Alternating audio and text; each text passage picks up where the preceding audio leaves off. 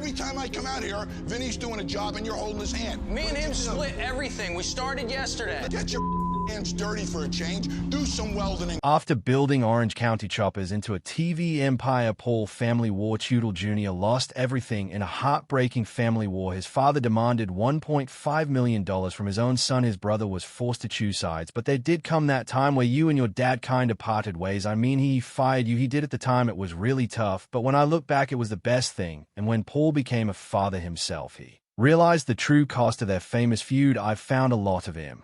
Forgiveness and understanding towards my own father because of having my own son today. The man who built America's most famous motorcycles reveals the painful truth behind the cameras and why he hasn't shared a holiday meal with his father in 15 years. Most kids in the mid-80s were busy riding bikes, watching cartoons, or playing Nintendo, but Paul Teutul Jr. had a completely different idea of fun at just early life. 12 years old, he was already working in the heat and noise of Orange County Iron Works while other kids were at the beach. Paul was sweeping metal shavings off workshop floors and running tools to grown men welding steel. Even before that, he used to visit his dad's job site and collect scrap pieces of metal like they were toys. He'd arrange them into little sculptures, dreaming up creations from what others saw as junk. That early exposure shaped everything. By the time he was 14, Paul was already welding with a calm precision that even the seasoned guys respected. He wasn't just picking up skills, he was learning how to think like a builder. But life in the shop wasn't all sparks and glory. His dad, Paul Sr., had a reputation for being intense, and he didn't go easy on his son. In fact, his dad was often harder on him than anyone else. Junior couldn't get away with small mistakes. If something went wrong, he'd get yelled at in front of everyone. Some thought it was unfair, but Sr. believed it would make him stronger. As the years passed, their personalities clashed more and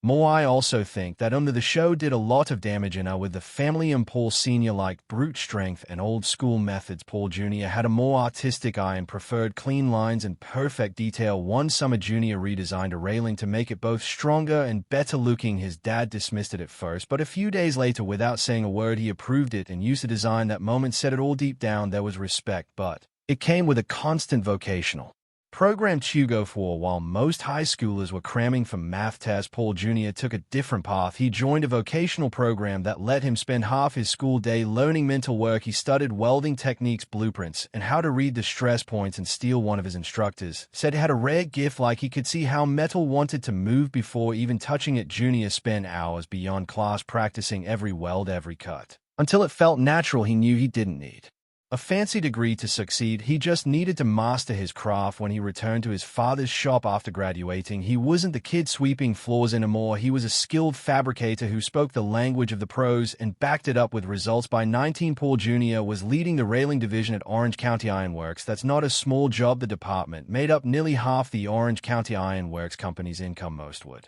assume it was family favoritism, but the truth is Jr.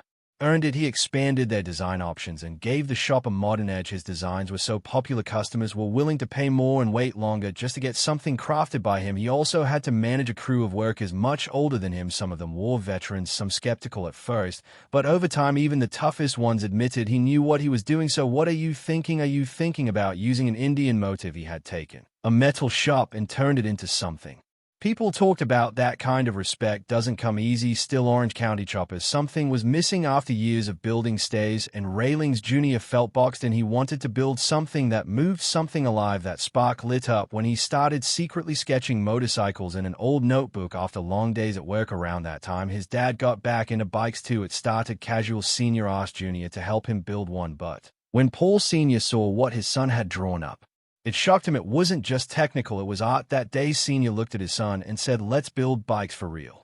Not as a hobby, as a business." It wasn't just about motorcycles, it was about fixing something much bigger. The years of distance between them, with about $175,000 scraped together from the family's ironworks business, they officially launched Orange County Choppers. But it wasn't equal. Sr. kept 80%, Jr. got 20%. It didn't matter yet. They had nothing but a dream and a cold basement full of tools. But within months, the bikes they built started getting noticed. Their first one, True Blue, took them 4 long months, late nights, endless welding, and blue paint with white flames. It looked like it came from a big-time builder, not a frozen garage in upstate New York. When they brought it to Daytona in 1999, jaws dropped. They weren't nobodies anymore, but success didn't come easy. In 2000, they were building bikes in a tiny freezing workshop. Tools broke, suppliers wanted cash up front, money ran out fast. Paul Jr. often worked 18-hour days, sleeping on a couch in the shop just to stay on schedule. They fought constantly, big yelling matches, not for show but for survival. Every bike they sold barely covered costs, yet they kept going, not because they had to but because they couldn't stop. Then in 2002 a phone call came. A TV producer named Craig Pelagian saw a magazine feature on their bikes. He was scouting for a new reality show. When he called, Paul Sr. picked up and barked, "What the hell do you want?"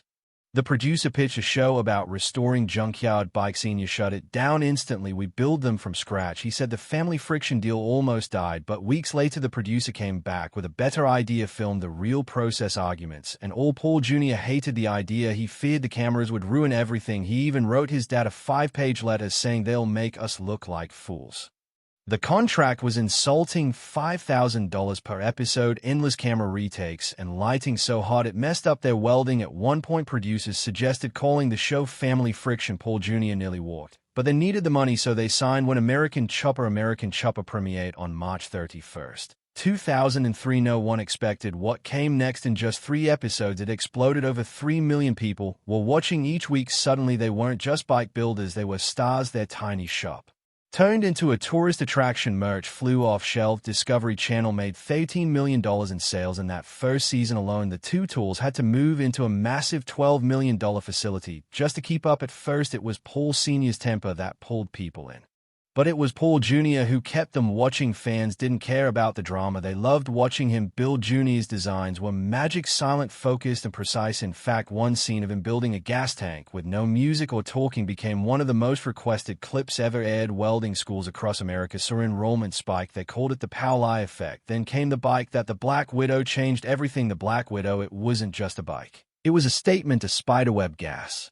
tank, custom wheels, 167 hours of pure craftsmanship. When it was unveiled in New York, 15,000 people packed in to see it. Security had to hold the crowd back. Soon they were selling model kits, shirts, video games, you name it. Over 280,000 model kits sold in 6 months. It made OC a brand, not just a shop. When Paul Jr. finished building the Firebike in June 2003, it wasn't just another chopper. It was a turning point in his career. He wasn't just making a motorcycle, he was building a tribute to the firefighters who lost their lives on September 11th, and that meant every part of the bike had to carry meaning. One of the most powerful details was a real piece of steel from the wreckage of the World Trade Center. Paul didn't hand that off to someone else, he welded it on himself. The jagged piece of metal was attached to a diamond plate bracket he made just for this bike. It was the final piece and the most emotional, but that wasn't the only challenge. The design was so ambitious that he had to completely redesigned the bike's frame. It needed to support 343 hand-painted emblems, one for each firefighter who died. That kind of weight, both literal and symbolic, required serious engineering. And when the bike got into an accident the next year, the New York Fire Department didn't treat it like a normal crash. They responded personally, carefully recovering the damaged bike like it was a fallen comrade. That's how much it meant. Even now, it sits in OC's museum. It's been to over 248 events. People still show up, get tribute, bike too emotional, and leave personal notes and tributes beside it. Years later, Paul Jr. would revisit the pain and power of 9/11 with another project, a second tribute bike. This one was unveiled on January 20th, 2011, and the reaction was overwhelming. It wasn't just bikers who showed up, it brought together people like New York Mayor Michael Bloomberg and the president of the 911 Memorial. Paul had been asked by Daniel R. Tishman, a board member of the memorial, to build something unforgettable, and he delivered not just one bike but two. One stayed as a tribute, the other was raffled to raise money for the memorial. People bought tickets online and in person, and all the money went straight to support the 9/11 museum. That day, when the cover came off the bike, people cried. Grown men, families, tourists, everyone was hit by the emotional weight of what that machine represented. The design told a story without saying a word. Even the Huffington Post ran a full feature on it, spreading the message to people who couldn't be there. But behind the flashy paint and polished chrome was something even more impressive: his technical mind. Paul Jr. wasn't just designing pretty bikes. In 2012, he quietly introduced a game-changing technique into the motorcycle world. He began using T-spling, a tool that made it easier to design smooth, curved shapes. What used to take over 40 hours now took just 15. When he built an electric bike with Autodesk, that method was essential. Soon other shops started using the same technique, often without realizing where it came from or giving credit. Then in 2015, Paul did something that shocked even his team. He created a system that made motorcycle frames lighter but just as strong. It completely changed how they built customs, and he didn't stop there. He taught himself how to write G-code, the programming language for CNC machines. Before, he was just the guy designing the bike. Now he could control the machines too. He went from artist to the trouble between Paul Teutul Sr. and his son machinist, handling both the creative and technical sides of the build. The trouble between Paul Teutul Sr. and his son didn't explode overnight. It started quietly in 2007 when Sr. gave Jr. a 20% stake in their company, but kept full control for himself. At first it looked like a fair setup. Father runs the business, son brings the style. But as Jr.'s designs became more famous and grabbed headlines, the balance started to tip. People weren't praising Senior's old-school craftsmanship anymore. They were talking about Junior's wild ideas, and that didn't sit well with a man who built Orange County choppers from the ground up. Behind the scenes, jealousy took root. Senior's grip tightened every time Junior came in late or worked in his own way. It lit a fuse, and the longer it burned, the harder it was to put out. The shop turned into a war zone. By 2008, the shop had turned into a war zone. Fights between father and son weren't rare, they were routine. Most of it was about control. Junior wanted freedom to create, Senior wanted obedience. It was a clash of world creative spirit versus hard-nosed discipline. The cameras on American Chopper caught some of it, but they missed the worst. When the lights went off, Senior got mean, and not just with Junior. Jason, a designer, once smashed his own creation to bits after one of Senior's tirades. Everyone in the shop walked on eggshells, even Mikey, the goofy peacekeeping younger brother, couldn't escape the emotional wreckage. He looked broken, like years of being shouted down had finally caught up to him. And then came the blow-up. September 2008, Junior was late again, and Senior snapped. What should have been a warning turned into a screaming match in front of the entire crew. I want to be around my the blow-up father, but coming out of that unhealthy dynamic, I was able to grow spiritually, emotionally, and just on every level, because I kind of came out from under my father, and then I just became my own guy. When Junior tried to defend himself, saying he always got the job done, Senior refused to hear it. Junior fired back. He said OC would fall apart without him. That was it. Senior blew up, and Junior, fed up beyond reason, hurled a chair across the office and a trash can. He kicked down a door and stormed out. Senior chased after him and fired him on the spot. That chair-throwing moment didn't just break furniture, it shattered whatever was left of their working relationship. Years later, it would become a meme, but at the time it was a disaster. After the firing, chaos followed. The crew was split. Some backed Junior, others stayed quiet, afraid of Senior's wrath. Customers started worrying, would their bikes still carry the same magic now that the designer behind them was gone? Even the network panicked. TLC gave the lawsuit Junior a warning, saying he had broken his contract by walking off the show. So for a short time he came back as a contractor, but it didn't last. By April 2009, he was done for good. Senior took it even further. He wanted Junior out of the business completely and moved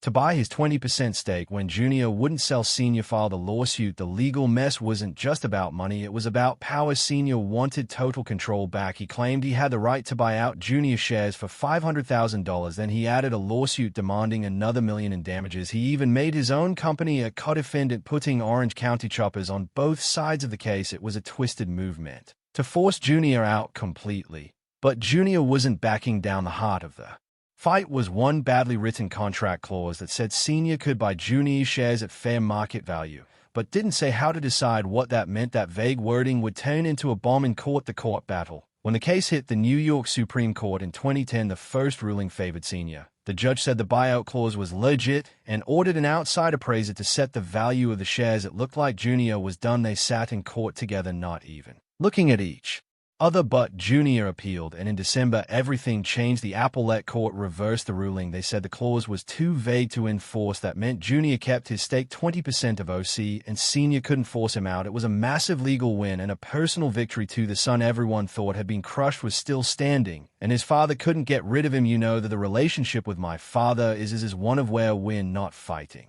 That's what I'll say. I mean, are we hanging out? No, we're not really hanging out, so things aren't bad, but they could be better, but that's okay. You know, sometimes these things take time. Still, Junior couldn't build bikes right away. He had a one-year non-compete clause that meant no motorcycle building until 2010, so he pivoted. He started doing product design, including a dog park and a makeover for Coleman's Camping Grill. He said it was one of the hardest times in his life, but he kept going. He and his wife turned a room in their house into an office, hired a young guy for computer work, and launched Paul Jr. Designs right across the street from OC in April 2010. Just as Paul Jr.'s one-year non-compete clause with Orange County Choppers ended, he made a move that no one saw coming. Instead of simply starting his own bike shop, he triggered a full-blown mutiny. People who had been the backbone of OC, guys like Vinny DiMartino, Joe Pulafico, Nub Collard, and even his own brother Mikey, walked away from the company, and Senior versus Junior followed him. It wasn't long before Cody Connolly joined too. This wasn't just a business shift, it was a mass defection, the kind that left Paul Sr. gutted and furious. Discovery Channel didn't waste a second. They turned the fallout into reality TV gold, launching a new series called Senior vs. Junior, pitting father against son in a weekly showdown that blurred the line between family and ratings. The tension between Paul Sr. and Junior wasn't new, but this show made it official. It aired in August 2010, and every episode stoked the fire. While Paul Jr. had doubts about airing their family drama on national television, Paul Sr. leaned into it. The shop battles were designed to be dramatic, and the audience was encouraged to pick sides. One reviewer called it tantrum TV, and they weren't wrong. The bikes took a backseat to the emotional wreckage. This wasn't just entertainment anymore, this was real pain packaged for public consumption. Still, people couldn't look away in the middle of this chaos. Something unexpected happened.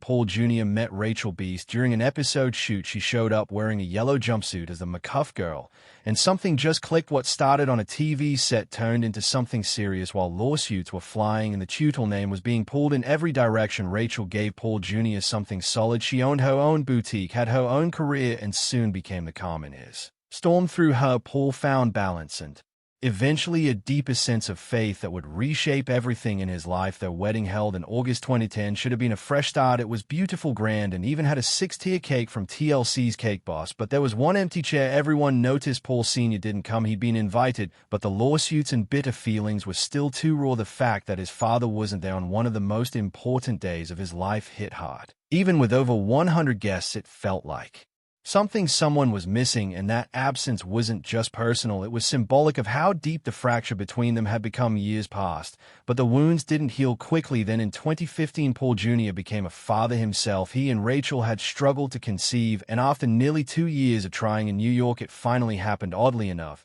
during a short trip to Nashville when Hudson was born, Paul Jr. said it changed how he saw everything, especially his own father. Holding his son made him realize what had been lost in all those years of silence and courtroom. For the first time, he began to understand what it meant to be a father and how painful it must have been for his own dad to watch him walk away. Somewhere in between the courtroom drama and televised chaos, Paul Jr. went through healing, a quiet transformation. He started reflecting more deeply, especially on his faith. In an interview, he admitted he wasn't proud of how he had been living, even with Rachel, but that changed after a powerful spiritual retreat. They made a bold choice: no intimacy until marriage. It wasn't easy, but it meant something to both of them. Eventually, he proposed. That same faith carried into their marriage and became a guiding force in Paul Jr.'s life. He even started speaking publicly about it, opening up about his journey and helping others find their own path through hardship. In time, faith gave him the courage to look back and reach out to the man he once couldn't even speak to, not just for himself, but for Hudson, because every time he looked at his son, he saw the cost of staying silent.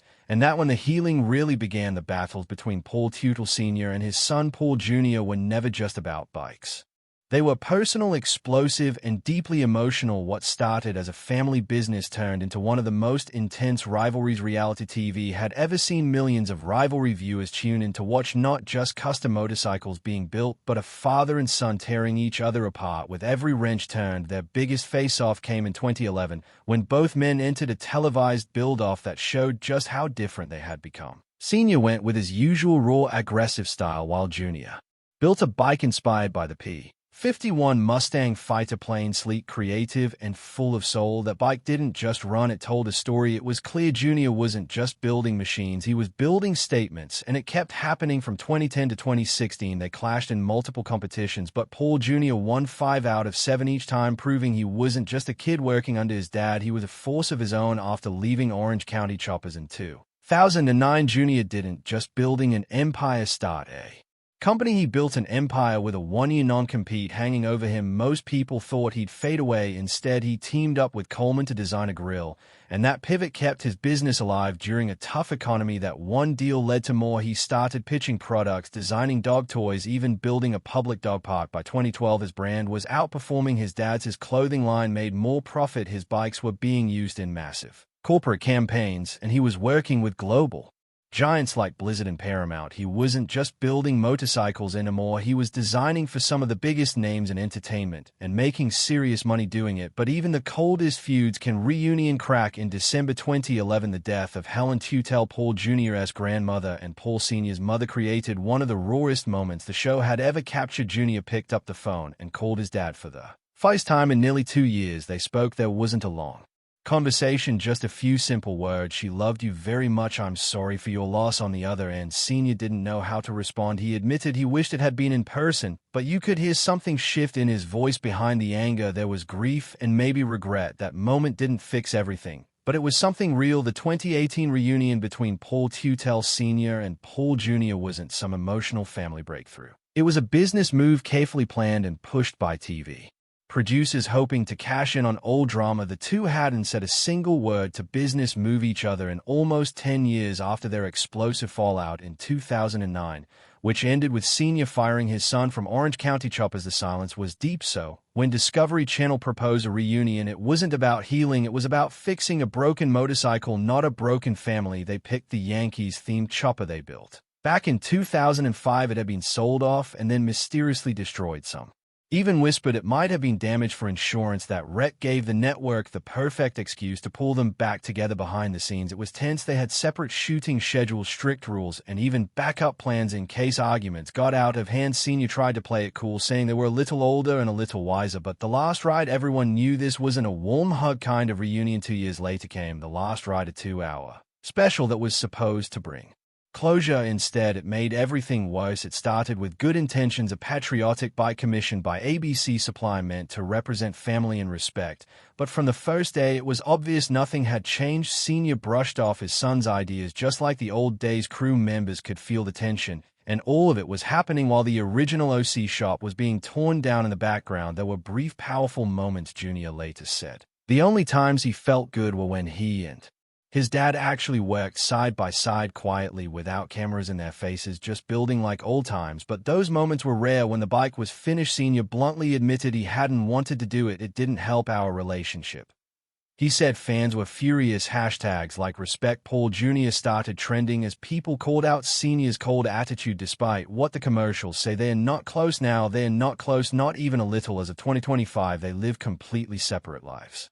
The only time they talk is when they are forced to buy production contract. From 2018 to 2023, they worked on a few bikes together, but people close to the show say it was all for the cameras. Jr. recently confirmed in a podcast that he and his dad haven't shared a holiday meal in over 15 years, not even after the birth of his son. Their businesses are split too. Senior still runs Orange County Choppers. Jr. built Paul Jr. designs into a $14 million brand, complete with apparel and licensing deals. Both men seem to accept that working together ruined their relationship, and neither one is willing to go back down that road. These days, they exist in the same spotlight, but not in the same world. And now Jr. is ready to talk. In February 2025, he announced a new memoir called Given the Opportunity, coming out in October.